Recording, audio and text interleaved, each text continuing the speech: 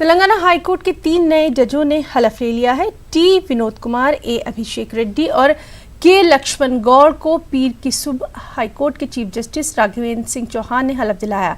इन नए जजों की हलफबर्दारी के बाद तेलंगाना हाईकोर्ट के जजों की तादाद 11 से बढ़कर 14 हो गई। सदर जमहूरिया रामनाथ कोविंद ने जुमे के रोज प्रैक्टिसिंग एडवोकेट्स विनोद कुमार, अभिषेक रेड्डी और के लक्ष्मण को हाईकोर्ट के जज के तौर पर मुकर्रर किया था। तेलंगाना हाईकोर्ट में जजों के 10 ओहदे हनूज मखलूआ हैं। तेलंगाना के वज़ीर दाखिला मोहम्मद महमूद अली ने कहा है कि रियासत में नक्सलाइज्म का मसला नहीं है। माओनवाजों से मुतासरा रियासतों के साथ मरकजी वज़ीर दाखिला अमित शाह का दिल्ली में इजलास मुनक़िद किया गया। इस इजलास में तेलंगाना के वज़ीर दाखिला ने शिरकत की। इस मौके पर मोहम्मद महमूद अली ने कहा कि तेलंगाना को रियासत का दर्जा मिलने के बाद वज़ीर आला KCR की मुनासिब पॉलिसी और महकमा पुलिस के मुनासिब इक़दामात के नतीजे में ही रियासत से नक्सलिज्म का मुकम्मल तौर पर खात्मा हो गया है। उन्होंने मजीद कहा कि छत्तीसगढ़ के बाद सरहदी इलाकों में नक्सलिज्म का मसला है। तेलंगाना के वज़ीर पंचायत राज ई दयाकर राव ने मरकजी हुकूमत की जानिब से जल जीवन मिशन पर तलब करदा प्रोग्राम में शिरकत की। इस मौके पर उन्होंने कहा कि मरकजी हुकूमत का प्रोग्राम तेलंगाना में जारी मिशन भगीरथा के नाम से गुज़िश्ता 4 साल से जारी है। उन्होंने मरकजी हुकूमत से मिशन भगीरथा के लिए फंड्स जारी करने की भी अपील की। मन की बात प्रोग्राम किंद ప్రధానమంత్రి గారు ప్రస్తావించి కేసీఆర్ గారి స్కీమ్ బాగా చేశారు, బాగా సక్సెస్ చేశారని కూడా వారు పొగడటం కూడా జరిగింది. మేము ఒకటే కోరేది 10% కాదు, మీ 50% రాష్ట్ర ప్రభుత్వం నుంచే కట్టేందుకు సిద్ధంగా ఉన్నాం. 10% ఇప్పుడు గ్రామస్తుల దగ్గర వసూలు చేసే పరిస్థితి ఉండదు. దయచేసి అది 10% కూడా తీసేయమని కూడా రిక్వెస్ట్ చేయడం కూడా జరిగింది. हैदराबाद में मोबाइल कंपनी OnePlus R&D के यूनिट का इफ्तिताह अमल में लाया गया। फाइनेंशियल डिस्ट्रिक्ट में OnePlus R&D के सेंटर का इफ्तिताह किया गया। इस मौके पर TRS के कारगुजार सदर KTR, IT secretary Jayesh Ranjan, OnePlus R&D के CEO भी मौजूद रहे। OnePlus मोबाइल कंपनी 1000 करोड़ की सरमायाकारी करेगी। हैदराबाद में 3000 लोगों को रोजगार भी मिलेगा। आने वाले दिनों में OnePlus कंपनी अपना मैन्युफैक्चरिंग यूनिट भी यहां कायम करेगी। तेलंगाना राष्ट्रीय समिति के लीडर जी सुखेंद्र रेड्डी ने तेलंगाना कानून साज काउंसिल के रुकन की हैसियत से हलफ ले लिया। कानून साज काउंसिल के deputy chairman N Vidyasagar Rao ने उन्हें ओहदे और राजदारी का हलफ दिलाया। यादव रेड्डी को नाअहल करार देने के बाद सुखेंद्र रेड्डी को बिला मुकाबला इंतखाब अमल में आया। इस मौके पर रियासती वज़रा प्रशांत रेड्डी, जगदीश रेड्डी, निरंजन रेड्डी और TRS के लीडर मौजूद रहे। सुखेंद्र रेड्डी ने इस मौके पर वज़ीर आला KCR से इजहार तशक्कुर किया और रियासत की तरक्की के लिए काम करने का अज़्म भी जाहिर किया। तेलंगाना काबीना में दशहरे से पहले तौसी की जा सकती है। वज़ीर आला KCR ने दशहरे से पहले काबीना में तौसी के अलावा मुख्तलिफ कॉरपोरेशंस के सदरनशीन को नामजद करने पर भी गौर किया है। वज़ीर आला अपने बेटे KTR और भांजे हरीश राव को काबीना में शामिल करने के लिए पार्टी के दीगर लीडरों से भी मुशावरत कर रहे हैं। KTR और हरीश राव को काबीना में अहम कलमदान सौंपा जा सकता है। इसी दौरान MIM के सदर अज़ुद्दीन अवैसी ने भी KTR को काबीना में देखने की अपनी ख्वाहिश का इजहार कर डाला है। बीजेपी लीडर और करीमनगर लोकसभा रुकन बंडी संजय ने तेलंगाना हुकूमत पर कानकनी में बदनवानियों का इल्जाम लगाया। उन्होंने माइनिंग मामले की CBI जांच की भी मांग की। संजय ने TRS हुकूमत पर माइनिंग माफिया की हौसला अफजाई करने का इल्जाम लगाया और कहा कि ग्रेनेड की तिजारत से सिर्फ सियासी लीडरों को ही फायदा हासिल हो रहा है। उन्होंने CBI जांच के लिए अदालत से रुजू होने का भी यहाँ पर ऐलान किया।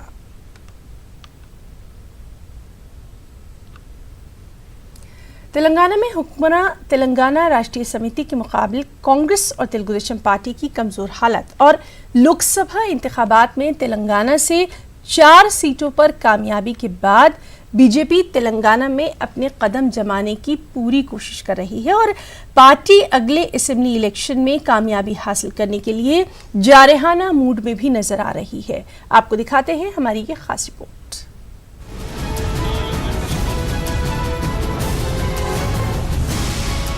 17 सितंबर 1948 को साबिक रियासत हैदराबाद का हिंदुस्तान में इंज़िमाम अमल में लाया गया। हर साल मुख्तलिफ सियासी पार्टियां इस मौके को यौम निजात के तौर पर मनाती हैं। इस साल तेलंगाना में भारतीय जनता पार्टी यौम निजात को बड़े पैमाने पर मनाने का मंसूबा रखती है। इस दिन पार्टी के कौमी सदर अमित शाह हैदराबाद आएंगे। जैसा हर साल हम करते आ रहे, सितंबर 17 को ऑफिशियली तेलंगाना सरकार डिक्लेयर करके सेलिब्रेट करना बोल के हमारा डिमांड है। सेकुलर के नाम पर वोट बैंक पॉलिटिक्स करते हैं, उन लोग ये काम नहीं कर रहे। इस साल अमित शाह जी सितंबर 17 को हैदराबाद या तेलंगाना आएंगे।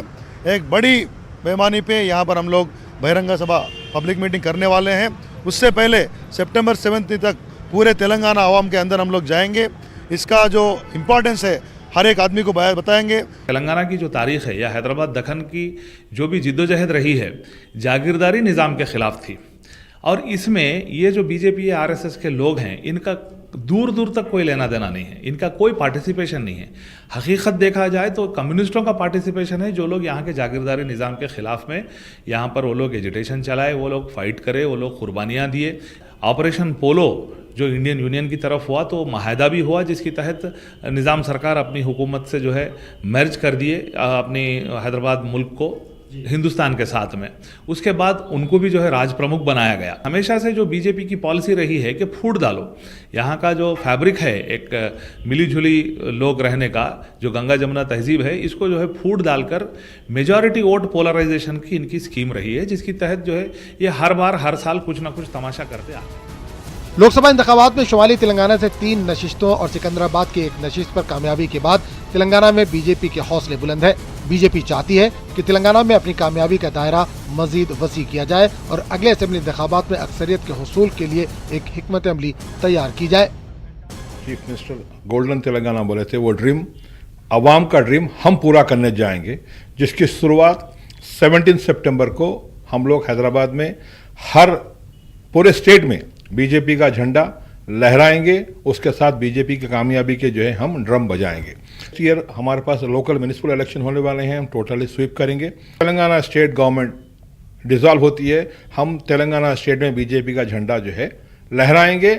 तेलंगाना लिबरेशन या हैदराबाद लिबरेशन ये एक सियासी हथकंडा है उनका, और मैं यकीन के साथ कह सकता हूँ कि यहाँ पर बीजेपी का जो कम्युनल एजेंडा है वो नाकाम होगा। और जहाँ तक लोग बीजेपी में शामिल हो रहे हैं वो लोग मादियत परस्त लोग हैं, उनका कोई क्या कहूँ वफादारी किसी पार्टी से नहीं है। वो वहाँ चले जाते हैं जहाँ पे उनको इख्तिदार की हवस दिखाई देती है, इख्तिदार को मिलता हुआ दिखाई देता है। ये जो 4 सीट जीते, आप ये पार्लियामेंट की बात कर रहे हैं, थोड़े दिन पहले असेंबली इलेक्शन हुआ, वहाँ पर बीजेपी का एक एमएलए नहीं जीता, उसको क्यों आप मुद्दे नज़र नहीं रख रहे हैं? तो हर इलेक्शन का स्ट्रैटेजी, हर इलेक्शन का वोटर की थिंकिंग अलग होती है। इधर जो बीजेपी के 4 सीट है, इसके टीआरएस की जो कारकर्दगी रही है, अक़लियत जिसकी वजह से नाराज़ थे, दलित जिसकी वजह से, फार्मर्स, सबसे पहली चीज़ यह है कि फार्मर्स के सुसाइड जो हो रहे थे निज़ामाबाद पे, उस पर टीआरएस गवर्नमेंट नहीं देखने की वजह से कोई अल्टरनेट नहीं था उनको, इसलिए बीजेपी की जीत हुई। तेलंगाना में बीजेपी की हालिया कामयाबी को दूसरी सियासी जमातें महज वक्ती करार दे रही हैं। खासतौर पर तेलंगाना की हुक्मरान पार्टी तेलंगाना राष्ट्रीय समिति का मानना है कि लोकसभा इंतखाबात में बीजेपी की हालिया कामयाबी से इनकी पार्टी की मकबूलियत पर कोई असर नहीं पड़ेगा। जो जिला परिषद, जो आप रूरल बैकग्राउंड की बात कर रहे थे, 32 के 32 जिला परिषद आज तेलंगाना के टीआरएस के हाथ में है।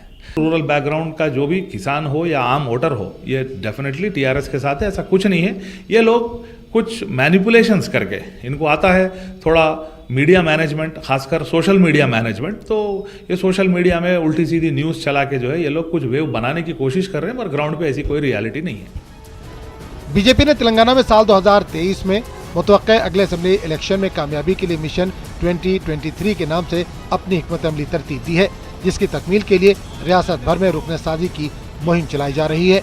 अब तक 20 लाख लोगों को पार्टी से जोड़ा गया है।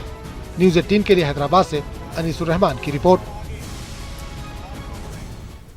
मौलाना आज़ाद नेशनल उर्दू यूनिवर्सिटी के एनसीसी सब यूनिट का इफ्तिताह air commodore NN Reddy, deputy director general NCC Andhra Pradesh और तेलंगाना ने किया। इस प्रोग्राम की सदारत यूनिवर्सिटी के vice chancellor doctor Mohammad Aslam Parvez ने की। एयर कमोडोर एन रेड्डी ने इस मौके पर तलबा से कहा कि एनसीसी में दाखिला मुल्क की खिदमत की सिमत पहला कदम है।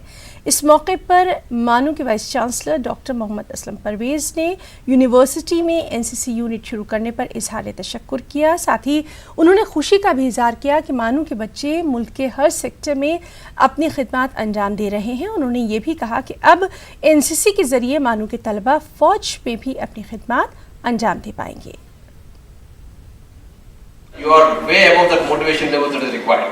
So as far as those two texts for abilities and motivation is concerned, it is already done. There is no doubt in my mind. The last one that is required is opportunities to become one, and that's where your NCC activities, your other college activities come into being. Make every opportunity that comes your way.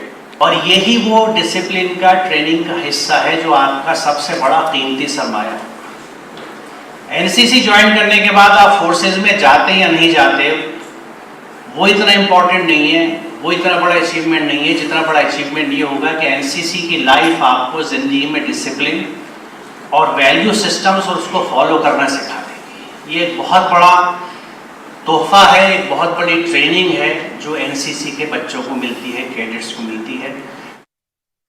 Karnataka के साबिक वजीर गाली जनार्दन रेड्डी आज हैदराबाद की ACB court में हाजिर हुए। वाज़ेह है कि माइनिंग केस में गाली जनार्दन रेड्डी की जमानत के लिए दशरथ रामी रेड्डी ने सीबीआई जज से 100 करोड़ की डील की थी। उस वक्त गाली जनार्दन रेड्डी चंचलगुड़ा जेल में थे। इस मामले पर एसीबी कोर्ट में सुनवाई जारी है। जी जनार्दन रेड्डी आज एसीबी कोर्ट में हाजिर हुए। अदालत ने इस मामले की सुनवाई 12 सितंबर तक के लिए मुलतवी कर दी। पट्टा पासबुक की फराहमी का मुतालबा करते हुए तेलंगाना के किसान सड़कों पर आ गए हैं। निजामाबाद जिला कलेक्ट्रेट के सामने किसानों ने धरना दिया। एहतिजाजी किसानों का कहना है कि वो कई दहों से इस अराजी पर काश कर रहे हैं। आज इसी अराजी को हुकूमत वक्फ की अराजी कहते हुए उन्हें बेदखल करने की कोशिश कर रही है। बरहम किसानों ने मसाइल के हल का फौरी मुतालबा किया। बसूरत दीगर अपने एहतिजाज में शिद्दत लाने की धमकी दी। बीजेपी ने एहतिजाजी किसानों की तायद की है। रियासती वजीर श्रीनिवास यादव और mayor GHMC B Ram Mohan ने खैरताबाद गणेश मंडप का दौरा किया है। गणेश उत्सव और विसर्जन की तैयारियों का उन्होंने यहां जायजा लिया। रियासती वजीर ने मीडिया से बातचीत में जानकारी दी कि रियासती हुकूमत की जानिब से गणेश विसर्जन के लिए हर मुमकिन इक़दाम किए जा रहे हैं। उन्होंने कहा कि खैरताबाद का गणेश उत्सव एक मिसाली होगा जहां पर रोज़ाना सकाफती प्रोग्रामों का इनेकाद किया जाएगा। पुलिस का वसी तर बंदोबस्त भी यहाँ पर किया जाएगा। और हर साल की तरह इस साल भी हैदराबाद में 49वां श्रावण उत्सव मुनक़्क़द किया गया। श्री गुरुदत्त भजन मंडली गोलीगुड़ा राम मंदिर की जानिब से इस उत्सव का इनेकाद किया गया। इस मौके पर विट्ठल रुक्नी भगवान जी की शोभा यात्रा भी निकाली गई, जिसमें कसीर तादाद में अक़ीदतमंदों ने शिरकत की। भजन कीर्तन किया गया। 29 अगस्त को इस उत्सव का इख्तिताम अमल में आएगा। इस तक़रीब में ख़वातीन की बड़ी तादाद मौजूद रही।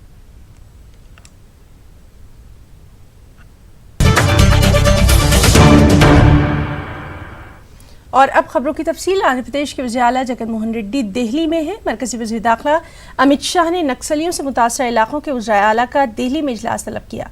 जगन मोहन रेड्डी ने अमित शाह की जानिब से तलब करदा इजलास में शिरकत की।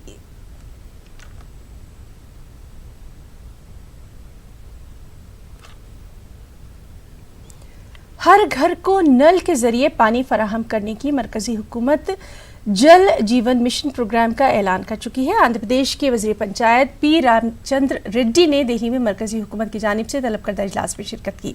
इस मौके पर उन्होंने कहा कि एपी हुकूमत मरकज़ के प्रोग्राम पर अमल कर रही है और सितंबर से हर घर को नल के जरिए पीने का पानी फराहम करने के लिए टेंडर का भी आगाज किया जा रहा है। जल जीवन मिशन अनौंस చేశారు। అంతకంటే ముందే మనం ప్రతి ఇంటికి కూడా డ్రింకింగ్ వాటర్ ట్యాప్ ద్వారా డ్రింకింగ్ వాటర్ ఇవ్వాలని చెప్పి ఆలోచన చేసి మేము ఎస్టిమేట్స్ కూడా అంతా కూడా తయారు చేయడం జరిగింది వారు చెప్పిన విధంగానే। ఇవన్నీ కూడా వచ్చే నెలలో తప్పకుండా సెప్టెంబర్లో టెండర్లు కూడా పిలువబోతున్నాం। ఒక మొదటి ఫేజ్లో కొన్ని జిల్లాలు, రెండో ఫేజ్లో కొన్ని జిల్లాలు 100 LPCDకి మనం నీళ్ళు ఇచ్చే విధంగా మున్సిపాలిటీల్లోనూ రూరల్ ఏరియాలోనూ మొత్తం కూడా కలిపి ఇవ్వబోతా ఉన్నాం. ఆంధ్రప్రదేశ్ పూర్తి స్థాయిలో తొందరగా ప్రతి ఇంటికి కూడా త్రాగునీరు ఇవ్వాలని చెప్పి ఒక ప్రయత్నం జగన్మోహన్ రెడ్డి ద్వారా జరుగుతూ ఉంది. తప్పకుండా ఇది సాధ్యమైనంత తొందరలో మిగతా రాష్ట్రాలకు పోలిస్తే కూడా మేము తొందరలో పూర్తి చేయాలని చెప్పి ఒక సంకల్పంతో పనిచేస్తూ ఉన్నాం. తప్పకుండా జరుగుతుందని కూడా భావిస్తాం. आंध्र प्रदेश के वजीर देही और शहरी तरक्यात बी सत्यनारायण ने कहा कि हुकूमत रियासत की तरक्की के अहद की पाबंद है। हुकूमत का हर फैसला रियासत के 5 करोड़ अवाम के हक में ही होगा। रियासत की दारुल हुकूमत अमरावती को तब्दील करने के सवाल पर उन्होंने कहा कि वज़ीर आला जगनमोहन रेड्डी ने दारुल हुकूमत अमरावती खित्ते के काश्तकारों को 1 हफ्ते के अंदर लीज की रकम जमा करवाने का फैसला किया है। उन्होंने कहा कि इस मामले पर कोई गलत फहमी नहीं है और अपोजिशन इस मामले पर सिर्फ सियासत कर रही है। जमीन के मामले पर हुकूमत के पास सबूत है, वक्त आने पर इसको मंजर आम पर लाया जाएगा।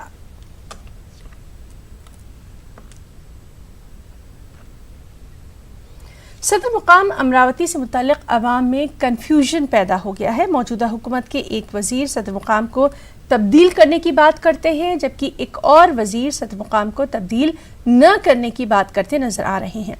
साबिक वजीर पुर्ती पार्टी ने वज़ीर आला जगनमोहन रेड्डी से सदर मुकाम को वाज़े करने का मुतालबा किया। కోపంతోటి అమరావతి రాజధానిని కన్ఫ్యూజన్ చేయటమో మార్చాలనేటువంటి ఒక ప్రయత్నం చేయటం అనేటువంటిది మంచిది కాదు. దీని మీద కేంద్రం కూడా ఒక స్పష్టమైన క్లారిటీ ఇవ్వాలి. ఎందుకంటే రాష్ట్రాన్ని విభజించినప్పుడు ఢిల్లీ కన్నా మించిన రాజధాని కడతానని ప్రధానమంత్రి మోడీ గారే తెలుగు ప్రజలకు, ఆంధ్ర రాష్ట్ర ప్రజలకు ఒక హామీ కూడా ఇచ్చారు, ఒక ప్రకటన కూడా చేశారు ఎన్నికలకు ముందు వచ్చినప్పుడు. కాబట్టి దీంట్లో కేంద్రానికి కూడా బాధ్యత ఉంది. కాబట్టి కేంద్రం కూడా వెంటనే జోక్యం చేసుకోవాల్సినటువంటి అవసరం ఉంది.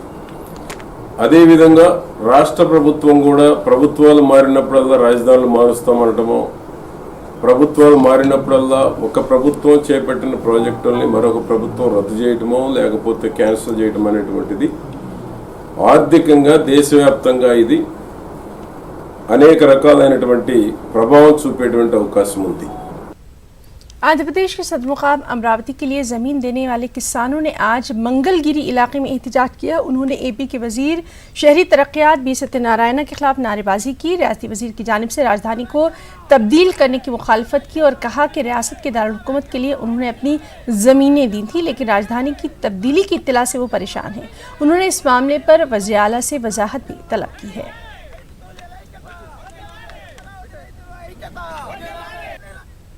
आंध्र प्रदेश खवातीन कमीशन की चेयरपर्सन की हैसियत से वासी रेड्डी पद्मा ने जायजा लिया। ताड़ेपल्ली में मुनक़दा एक तकरीब के दौरान वासी रेड्डी ने अपने ओहदे का जायजा लिया। इस तकरीब में असम्बली स्पीकर टी सीताराम ने मेहमान खुसूसी की हैसियत से शिरकत की। इसके अलावा रियासती वज़रा और अवामी नुमाइंदों के अलावा दीगर भी मौजूद रहे। स्पीकर असम्बली टी सीताराम ने इस मौके पर कहा कि वज़ीर आला जगनमोहन रेड्डी खवातीन की फलाह बहबूद के लिए संजीदा है।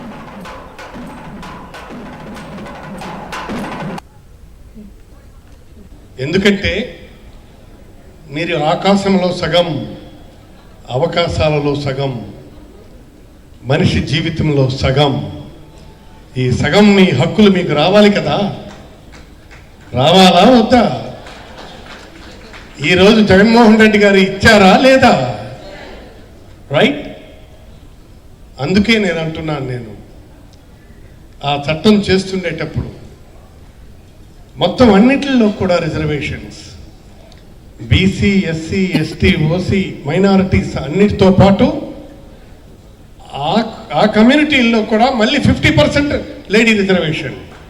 ఈ దేశంలో ఏ ప్రభుత్వము చేయని విధంగా అసెంబ్లీలో ప్రత్యేకించి మహిళల రిజర్వేషన్లకి చట్టాలు చేసినటువంటి ఘనత ముఖ్యమంత్రి జగన్మోహన్ రెడ్డి గారికి దక్కుతుంది.